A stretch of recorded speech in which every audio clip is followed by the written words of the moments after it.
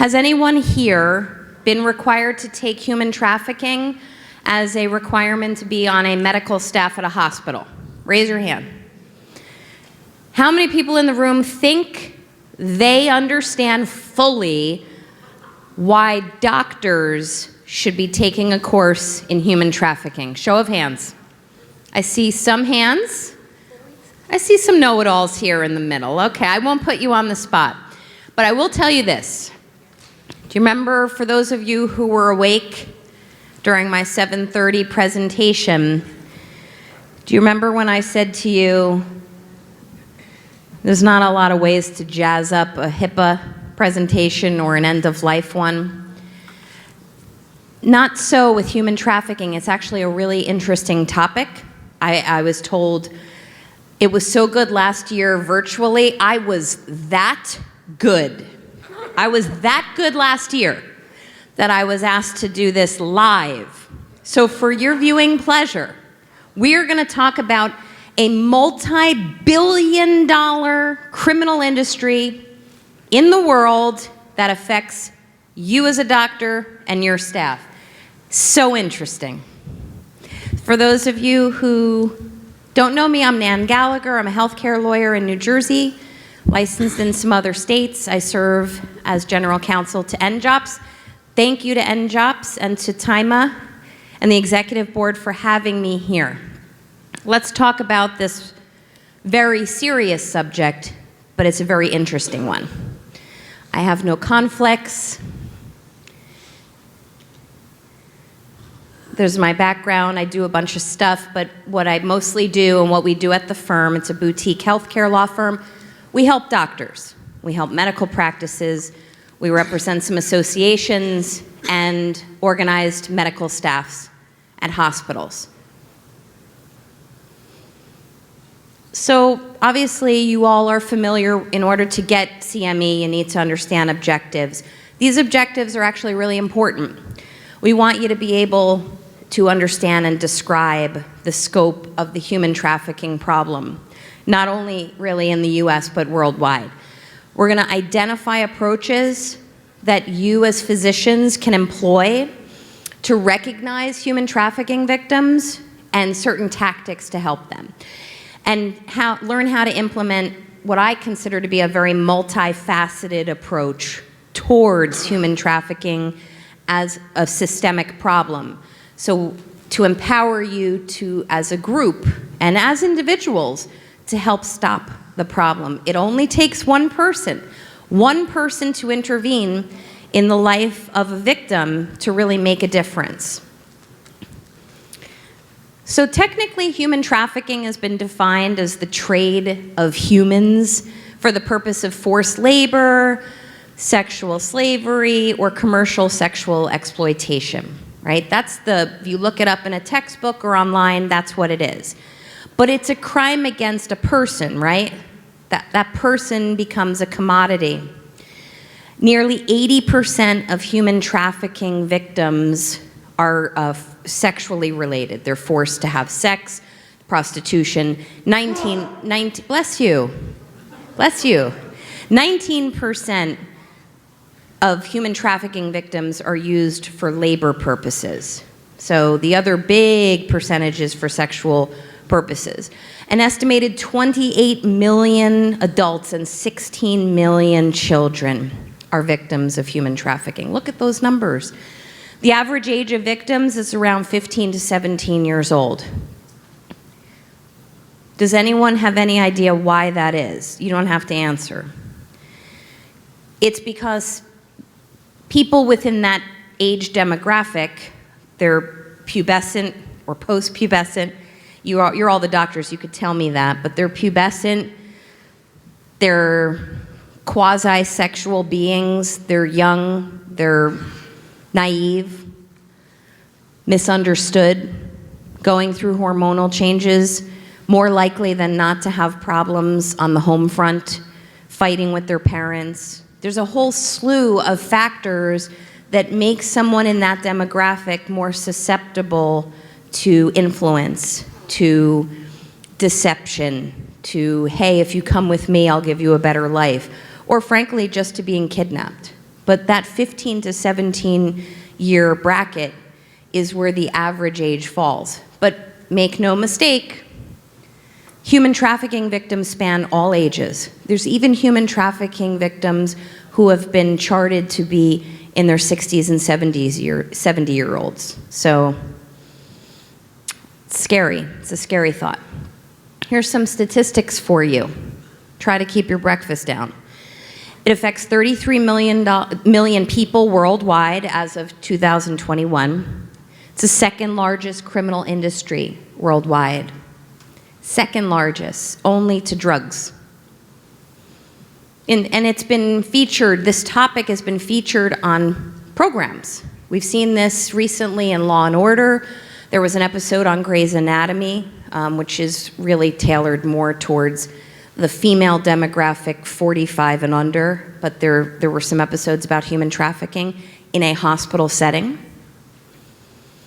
It generates billion with a B, dollars per year.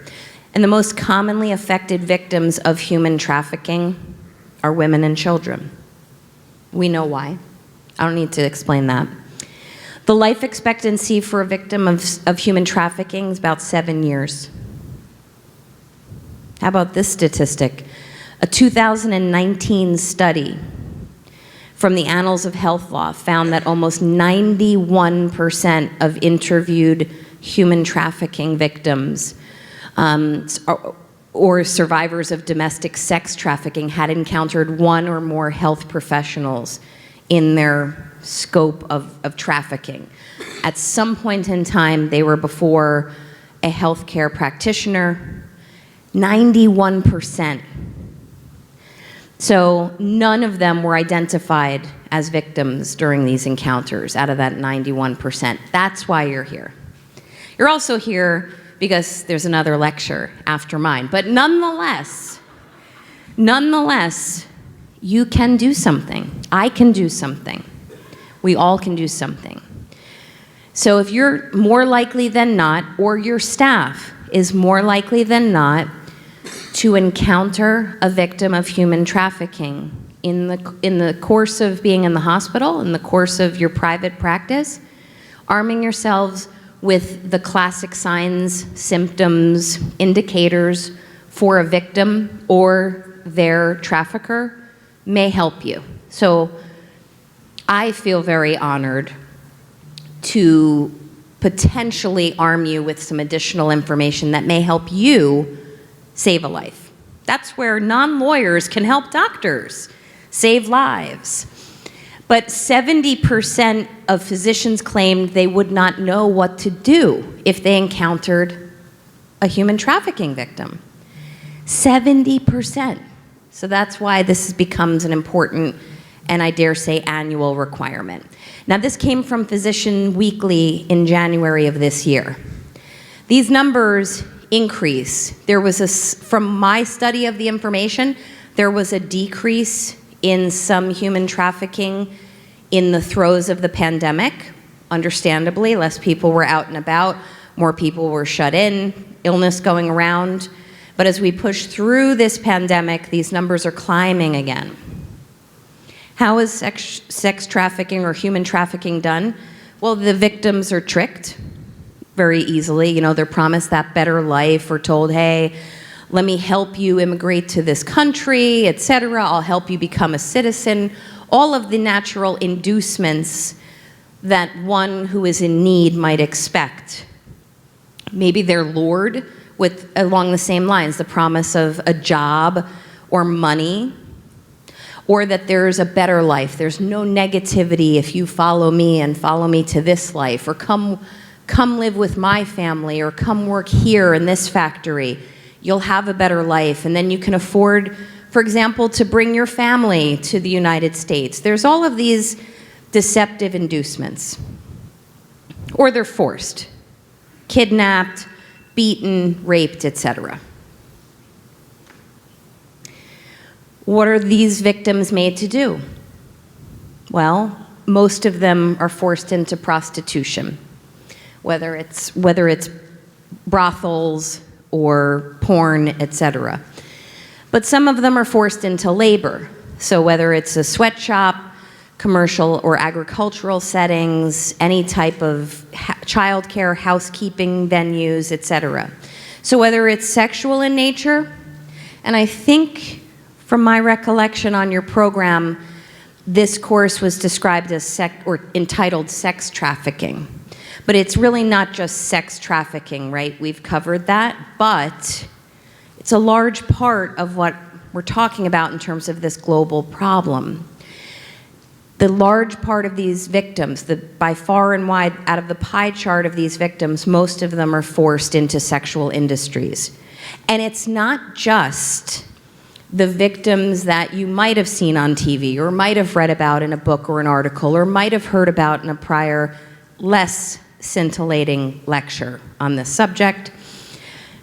A lot of individuals who become victims of human trafficking are upper middle class Caucasian females, including in counties in New Jersey that one would never expect for this to occur. Think about that. And be more vigilant, in my opinion, and this is not meant for me to preach at you, but I would encourage you to be more vigilant in looking at articles, resources, social media on these subjects. Listen to stories, listen to patients. I'm not even talking about the indicators, signs, or symptoms of human trafficking. Listen to stories. You may hear from people in normal, everyday parlance that this problem is growing and it's hitting next door, and it is growing. So, victims of human trafficking, here are some conditions that they have to face. Whether they're poorly fed or washed, they've not received medical attention, necessary medical attention, which we'll talk about in a minute. Maybe they've been beaten, raped, intoxicated, or drugged. Perhaps they don't have passports, their passports were confiscated so they can't travel with ease, or they're living in a chronic state of fear, or all of the above. But these conditions are important because they are some of the signs and indicators of a human trafficking victim. Let's just talk about no medical attention for a minute, because this is the start of how this starts to affect you. You may encounter or know colleagues who encounter patients who come to you or come to them who are missing or devoid of very simple, obvious, necessary medical care. I'm sure any one of you could imagine a patient in your office saying, how did they let it get this bad? Why didn't they come to me for this? Or why didn't they go to the urgent care center up the street or an ER? In fact, most human trafficking victims do show up in ERs as opposed to a private practitioner's office. Now, that is not always the case, and you want to know why it's not always the case? Because hospitals are required under New Jersey and other state Department of Health regulations to have annual training on human trafficking, which means that if victims come in with their traffickers, it is more likely and more probable they're going to get caught because they're going to an ER in a hospital regulated by a Department of Health where they have had annual training on this subject. So the likelihood they're going to get flagged is higher. So sometimes they do just call a primary care doctor, an OBGYN, any type of specialist, a family doctor, etc., and say, you know, I need to come in for this. And you may encounter that patient, or your staff may, and they're going to say to themselves, what happened here? They're missing this elemental element of patient care that if the person who's with them, which we'll talk about, I'm going to use the word the trafficker, if the trafficker really cared about them, they would have sought that treatment earlier. So that's a big sign, and that's why doctors should be trained to point out and recognize some of these symptoms. Here's some warning signs. Well, you're going to seek a level of control. The trafficker, and that's the person with the victim, exerts a high level of control over the victim. So whether it's threatening them, isolating them, looking at them, holding their documentation, the person they're with, the family member they're with, holds all the keys to the kingdom. You'll see perhaps the patient is looking to the trafficker or family member for answers. For example, when did you sustain this cut to your leg? And the patient will look and probably not be the one answering. So does anyone have any idea what you would do if you were evaluating, and by the way, this is rhetorical because I'm going to answer myself, but what you would do if you were asking a patient who was old enough about a necessary medical history item or items and they weren't answering, or they were not really sufficiently answering, and they were looking to someone else who you're told is their mother, their cousin, their sister-in-law, their uncle for the answers, and those answers are coming from that person. Do you know what you would do? If that patient was old enough, in your estimation, and you're all smart enough and experienced enough to know that, you should very nicely and respectfully redirect to the patient. If you have to, nicely and respectfully ask the family member to leave. That is easier said than done. Okay, New Jersey, for example, has certain requirements in terms of chaperones being present from the office. So for example, if you're licensed in New Jersey, you are required, as an aside, to have a sign in your office that says chaperones will be made available upon request. You're required to have that. If you're licensed in New Jersey and you don't have a sign, whether it's printed on a 8x10 piece of paper or framed and hung up on your wall, if you don't have that, Monday morning, run to your printer and slap it up on the wall. But there will be instances where a patient or the family member, the trafficker, says, no, I'm going to stay. So I understand and I recognize that there is some level of, yeah, in a perfect world you can ask them to leave, but then the mother gets all upset. But if you feel the patient isn't meaningfully answering you with necessary information and you're getting it from the third source, in one eye start analyzing that third source, that trafficker, that family member, because you don't know. I mean, no one's sitting here saying, aha, I have human trafficking going on. I am going to be the hero of the day. No, it's a judgment call, right? So consider human trafficking, this is my opinion, as a differential diagnosis. It's part of your diagnosis. Like, what's going on here? I'm going to keep this in the back of my head. Let me keep talking. Patient may have signs of distress or injury. We talked about that. So they may be signs that are similar to domestic violence, which isn't human trafficking, but is also something that's part of your differential diagnosis. So this person is injured, but they're looking to the person in control to answer questions, or they've got all the insurance information. They hold the keys to the kingdom. If that is the case for you, one thing that you're considering should be their medical condition. What am I dealing with here? How am I going to treat it?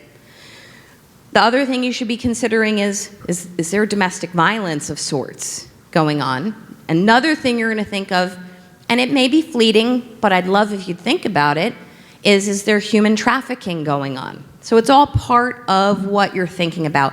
And all of these things that you're thinking about, and you're all experienced, these are split-second decisions. These are things that you don't have to sit there and harp on. You're not studying for your boards, but start thinking about it. Also, patient might be confused. Patient might be confused as to simple answers. When did you come to this country? When did you sustain the injury? How long have you been suffering from this? Maybe the patient is confused. How long have you been working here? Patient's not sure. Well, then you throw something else into your differential diagnosis, which might be, do I have drug or alcohol use? Do I have dementia? Do I have a neurological disorder? So all of these things are mixing around in your centrifuge, right? They may not know why they're there, who their friends are. So querying a patient of sufficient age and capacity about things. You know this. What sports do you play? Where do you go to school? Tell me, you have any siblings? What does she like to do? Have a conversation. If you have a conversation with a patient, whether it's domestic violence or human trafficking victim in the end, we find that out later. If you're having a conversation with any patient and they're not able to, they could be shy, but if they're not able to answer fundamental and elemental questions about their lives and the nature of a medical condition or an injury, big indicator in your mind that there's something else going on. Perhaps they're ignorant. So, like I said, they just don't even know fundamental facts about their lives or the lives of others in their circle. You are permitted as a physician to ask questions that go beyond medical care. I am not saying, lift the proverbial hood and start asking them all of these invasive questions that might go beyond a reasonable medical practitioner's conversation to try to assess fundamental components necessary for diagnosis and an assessment of whether there's human trafficking or domestic violence. I mean, don't go all in and offend people. However, you will see if you're ever unlucky enough to be in the situation of treating a patient who is a victim of human trafficking or domestic violence, if their trafficker or abuser is with them, it is often the trafficker or abuser who gets most offended from the questions. So that's another sign. If the trafficker/abuser is mad at certain questions that are non-medical that you're asking, it's an indication that you need to dig a little bit deeper and perhaps ask them to leave the room. And then also their appearance. Many times these types of victims appear destitute, dirty, unwashed, unkempt. So I attached here for you, and I don't expect you to be able to read it from afar, and it's not really the best quality, but I attached for you a human trafficking poster that is required to be posted in every hospital. It comes from the American Hospital Association, and the New Jersey Department of Health mandated a couple of years ago that this has to be somewhere near an ER in every hospital. And it has some of these human trafficking red flags, the ones I'm going over, right? So if you want, and you're looking, you feel so empowered by this scintillating presentation that you're like, I am gonna look at these slides again and again and again for my viewing pleasure, this is one to look at. Or go to the one in your hospital and read it, because these are good red flags to help spot a victim. But having a patient who is concerned about, they don't want to get arrested, oh, if you do this, I'm going to get in trouble. Perhaps they look disheveled, they have poor medical history knowledge, they have an ignored medical condition that the reasonable patient would have come for evaluation sooner. Any of these red flags are triggered, including, for example, a rampant STD or a poor historian concerning sexual encounters, or even a poor historian about an injury or injurious encounter. If you have someone who has crossed your path who has such a severe trauma injury and they're not able to articulate how it developed and it's fresh, well, you might want to rule out some neurological disorders or memory issues, but at the same time, dig a little bit deeper. Other indicators, they may have sustained trauma like broken arms, limbs, noses, etc., bruising, missing teeth, along the lines of teeth, poor dental hygiene. I dare say most human trafficking victims don't have the best smiles. They don't go for necessary dental care. So it's just one factor to factor in. STDs, we talked about, it's one sign. They have substandard mental health. They have a flat affect.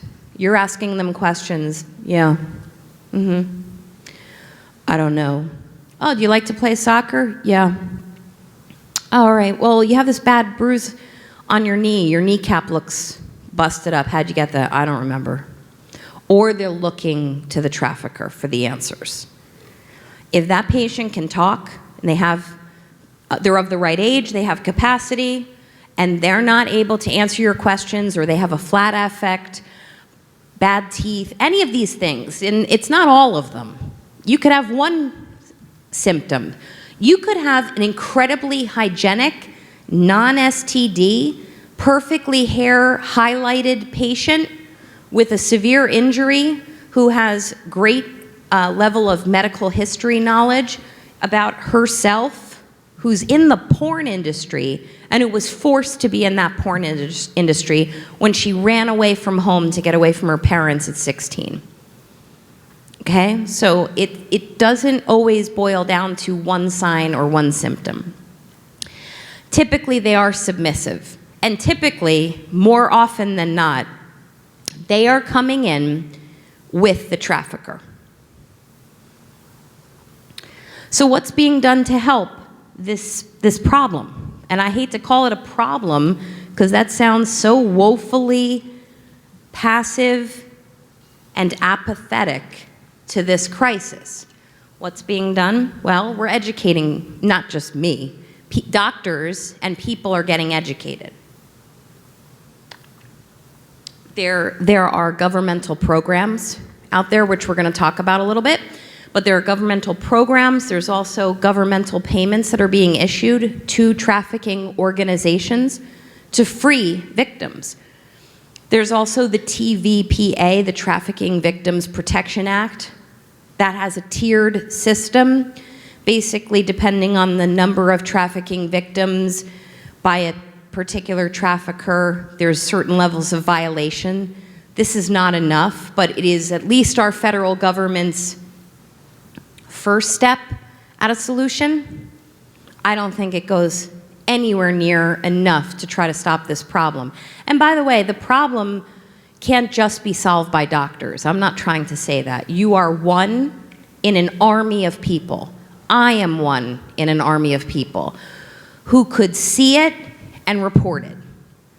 So that statistic that I showed you before, 91% of these victims say they've encountered a doctor or healthcare practitioner in their stint. So you're more likely than I am to encounter these types of victims. And then there's also some nonprofit organizations that are out there. Doctors need to be alert and attentive to these signs and symptoms, like I said.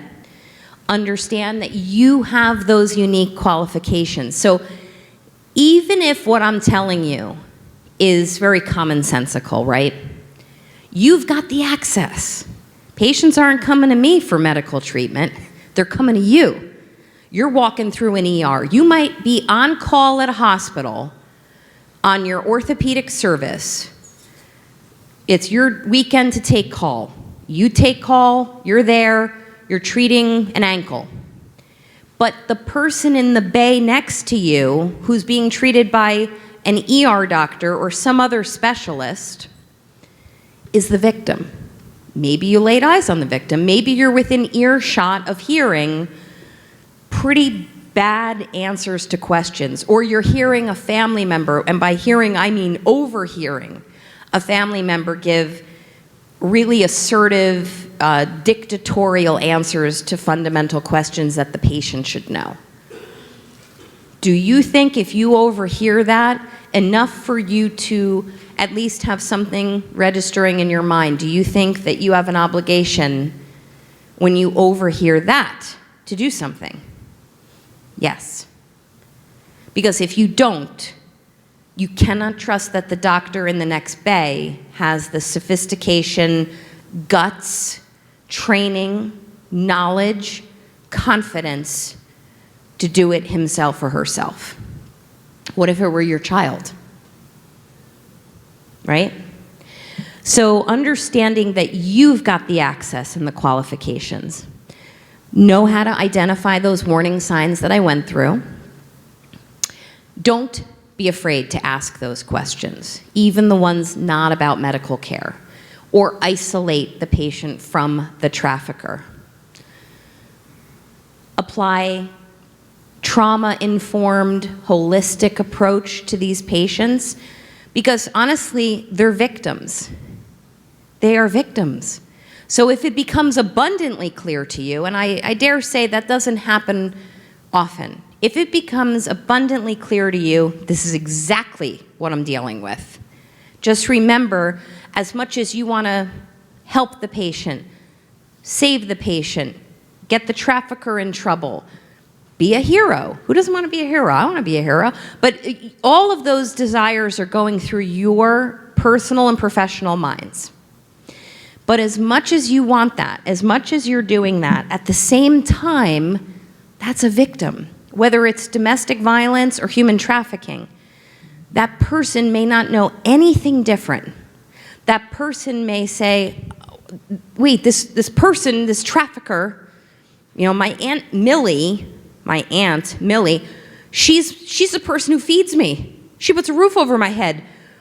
What are you doing? So you have to treat these individuals very respectfully, carefully, with kid gloves, because you can't just take this nuclear option and scoop the patient up into your arms and let your red cape flow and march them to risk management at the hospital. Just can't do that. It's not practical, and it can have a detrimental psychological effect on the patient.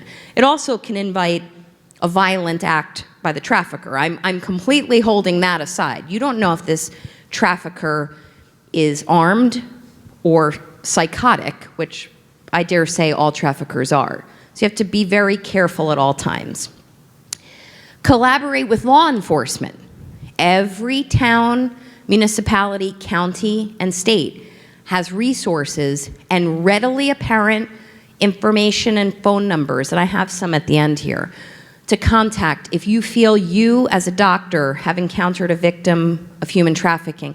And oh, by the way, you don't have to exercise a duty to step in. First of all, you don't have a duty, a legal duty to step in. I say you should, but if you don't step in and report it and do something, you're not going to get in any trouble.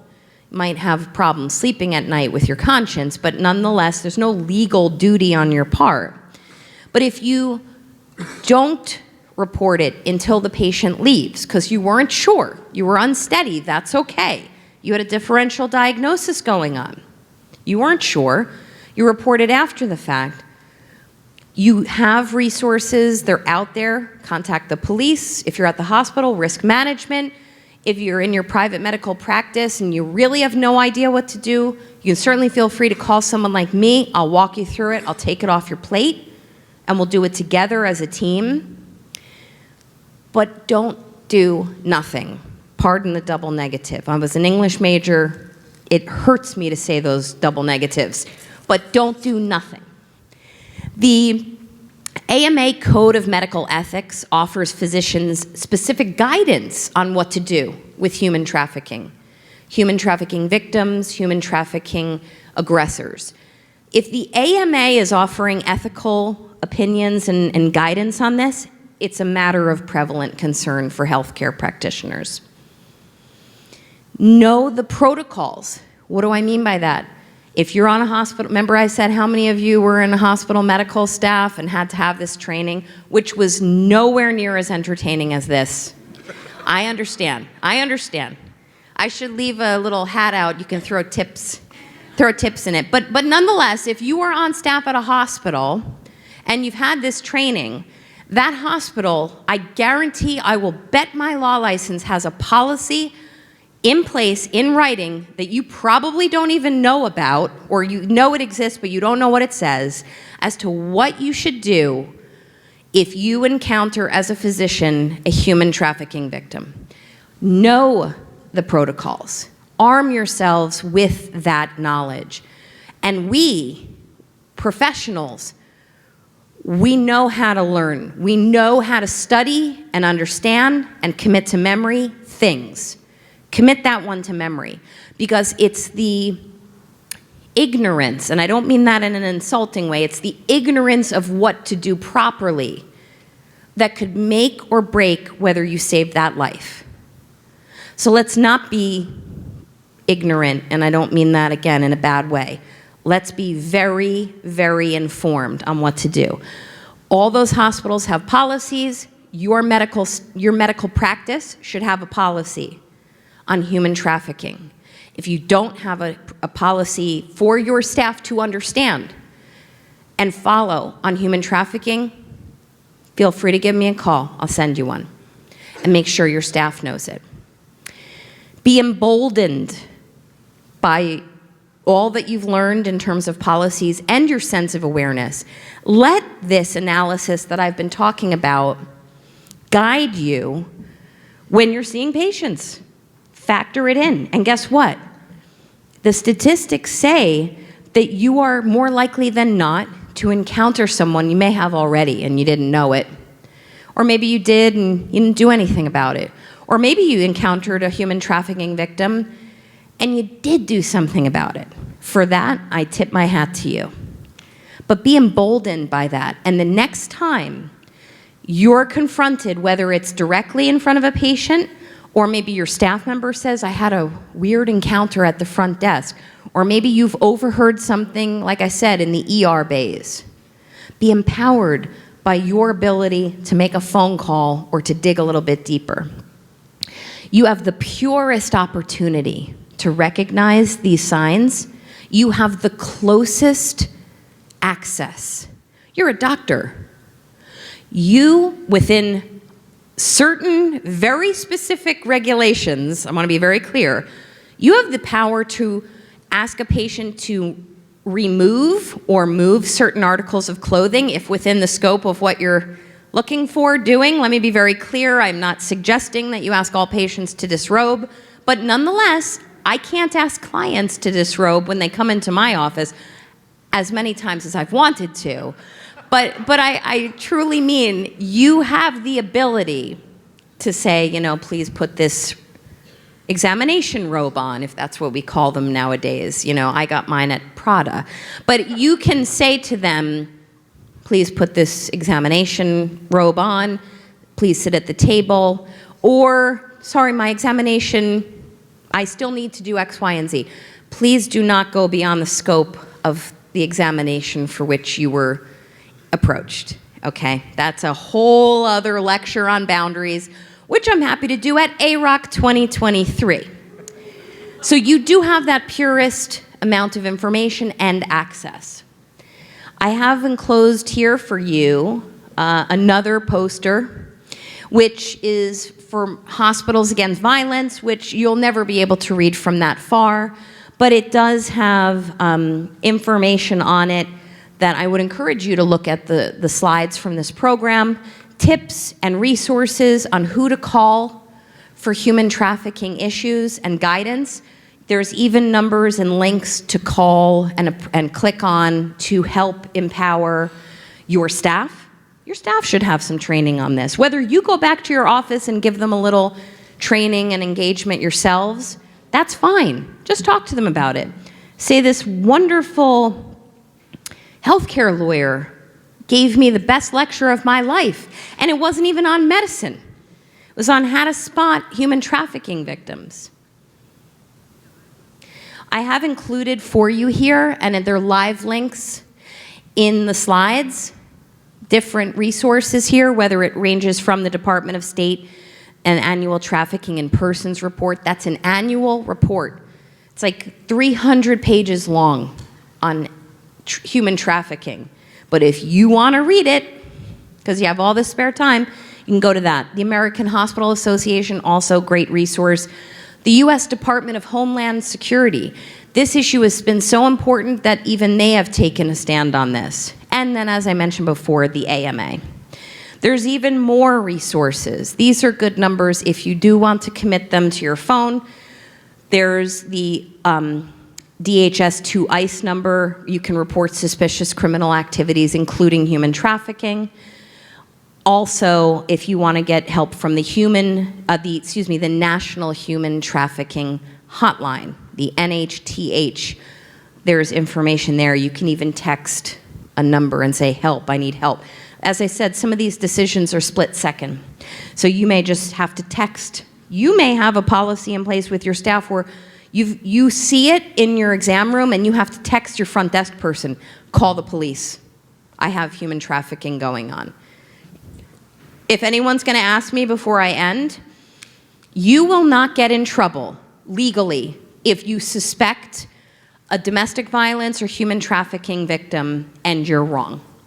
Nobody's going to successfully, they may try to sue you or file a police report against you because you disparage them.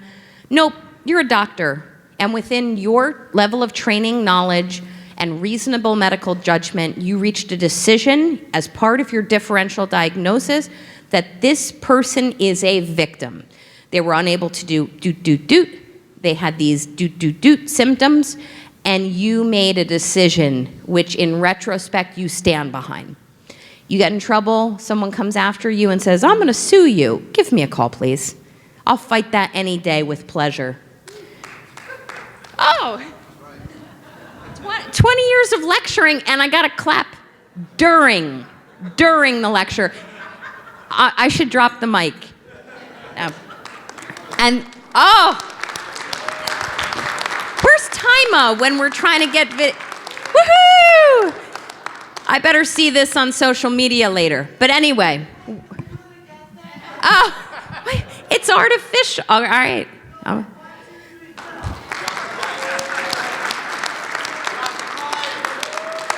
Thank you so much.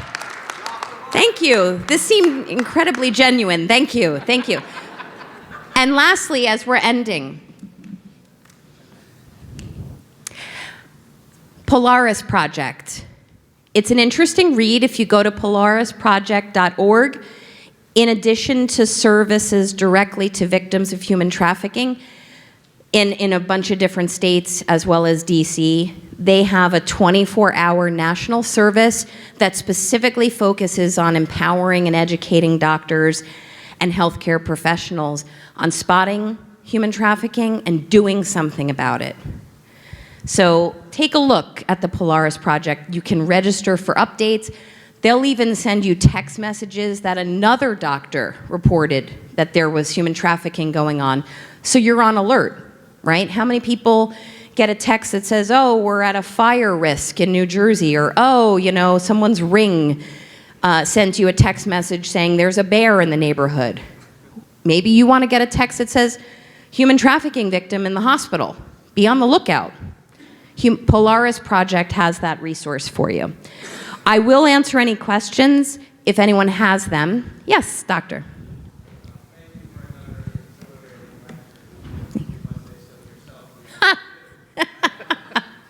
You know I'm kidding.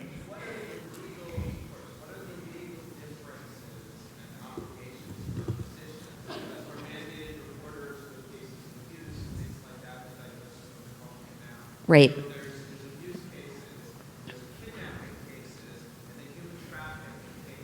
Right.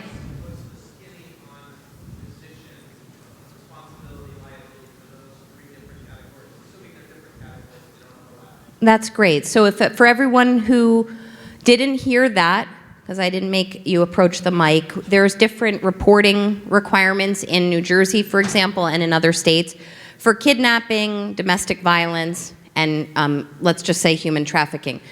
Physicians in New Jersey are mandatory reporters for domestic violence and kidnapping takes different forms. Sometimes it's just one parent who's non-custodial brings a child into your office for evaluation and they don't have custody. So both of the kidnapping and domestic violence, you are mandatory reporters. If you don't report when you have full appreciation that there is an ongoing crime going on, or that you suspect one, you as a doctor can face, I'm not saying will face, but you can face scrutiny before the New Jersey Board of Medical Examiners. Human trafficking, there's no such regulation yet. I think that's going to come, whether it comes from the New Jersey Department of Health over hospitals, so they administer hospitals, or it comes from the New Jersey Board of Medical Examiners, which is taking a more prominent focus on sexual conduct, sexual misconduct. I have a feeling that requiring doctors to report on a mandatory basis human trafficking is a natural extension of where the state board is going with its oversight of doctors on things that are not medical in nature. So, doctor, to answer your question, you do not have a mandatory reporting obligation for human trafficking in New Jersey. There are some states where you do. So it's a different beast. I mean, kidnapping is the taking away of someone who is within the custody of another person or custody of themselves. You take them, and it's a felony. Kidnapping is a felony. Human trafficking is not a felony. So kidnapping, and I'm going back to my bar exam days, it's like the taking of an individual against their will, which often is not the case with human trafficking, against their will, and essentially falsely imprisoning them. Human trafficking, for those who appreciate the nuanced difference, is generally done with the person's assent. It's usually not someone walking in to Target getting grabbed and thrown in the back of a car. That does happen, and that is kidnapping, but human trafficking is more often than not, and especially in the eyes of New Jersey state law, more of a crime of deception and luring, and that does not trigger kidnapping under the letter of the law. So if you don't report human trafficking, you're not going to get in any trouble with law enforcement. You might get in trouble with your conscience at night. But if that's all our questions, because I know Dr. Carr is up, and I did not get you out in maybe a little under an hour, because I started late, because you were all taking a break. Thank you for your time today. Enjoy the rest of AROC.